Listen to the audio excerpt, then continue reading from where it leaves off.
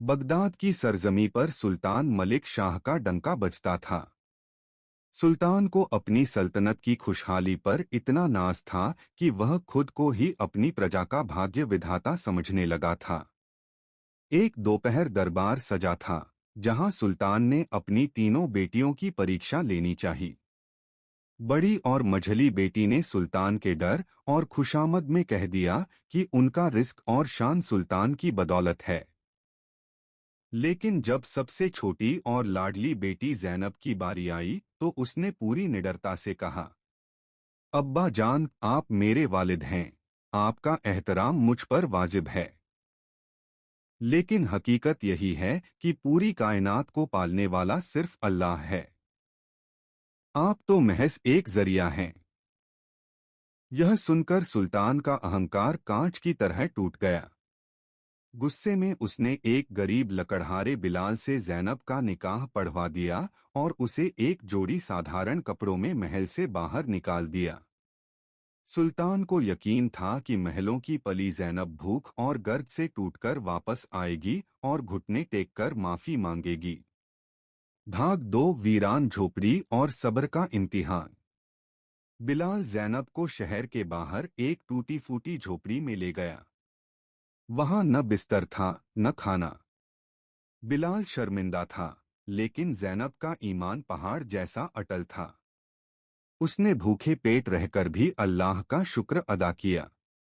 अगले दिन बिलाल काम की तलाश में गया, पर सुल्तान के खौफ से किसी ने उसे मजदूरी नहीं दी।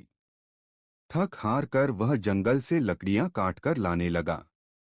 एक दिन रास्ते में बिलाल ने अपना आखिरी घूंट पानी एक प्यासे बूढ़े मुसाफिर को पिला दिया। उस बुजुर्ग ने दुआ दी, बेटा, जब सब दरवाजे बंद होते हैं तो अल्लाह जमीन के नीचे से रास्ते खोलता है। भाग 3, जमीन के नीचे छिपा खजाना। एक तूफानी रात जब झोपड़ी की छत टपकने लगी तो बिलाल और जैनब एक खंभे को मजबूत करने के लिए खुदाई करने लगे। तभी बिलाल का फावड़ा एक धातु की चीज से टकराया। वहां से एक पुराना संदूक निकला। उसमें चांदी के 100 सिक्के, एक नक्शा और एक खत था। उस खत में लिखा था कि यह दौलत एक आजमाइश है, इसे मेहनत और खुदा की राह में लगाओगे तो बरकत होगी। जैनब ने अक्लमंदी दिखाई। उसने सारा पैसा खर्च करने के बजाय बिलाल को रेशम और धागा लाने को कहा। जैनब ने महलों में सीखी हुई कशीदाकारी, एम्ब्रॉयडरी से ऐसी नायाब टोपियां और रुमाल तैयार किए कि पूरे बगदाद के रईस उनके हुनर के दीवाने हो गए। धीरे धीरे उनकी गरीबी अमीरी में बदलने लगी, लेकिन उन्होंने अपना सादा जीवन और वह झोपड़ी नहीं छोड़ी। भाग 4, सूखे का कहर और कुदरत का करिश्मा। अचानक बगदाद में भारी अकाल पड़ा। दरिया सूख गए, खेत बंजर हो गए। सुल्तान के शाही गोदाम खाली होने लगे। इसी बीच जैनब और बिलाल ने उसी जगह और गहरी खुदाई की जहां संदूक मिला था। अल्लाह के करम से वहां से मीठे पानी का एक चश्मा फूट पड़ा।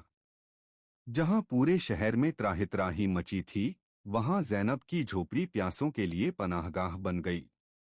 बिलाल और नकाबपोश जैनब दिन रात लोगों को मुफ्त पानी और खाना बांटने लगे। भाग 5, सुल्तान का पछतावा और मिलन। प्यास से बेहाल सुल्तान मलिक शाह भेष बदलकर उसी झोपड़ी पर पानी मांगने पहुंचा। जैनब ने जब अपने पिता की आवाज सुनी तो उसका कलेजा मुंह को आ गया। उसने कांपते हाथों से पानी का प्याला पिता की ओर बढ़ाया।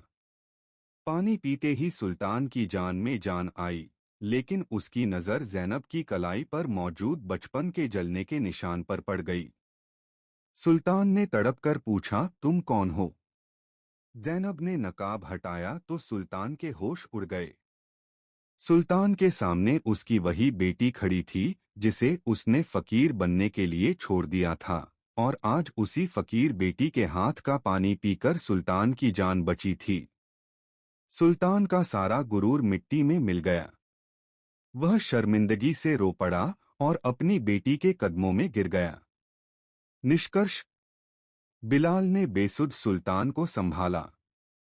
सुल्तान को समझ आ गया कि इंसान सिर्फ एक जरिया है, असली मालिक और राज साहब सिर्फ अल्लाह है। उसने ज़ैनब और बिलाल से माफ़ी मांगी और उन्हें पूरे सम्मान के साथ महल ले गया।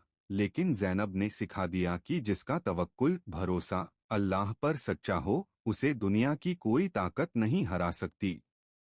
नोट: यह कहानी लगभग 4 से 5 मिनट के वाचन रीडिंग के लिए पर्याप्त है। इसे पढ़ते समय आप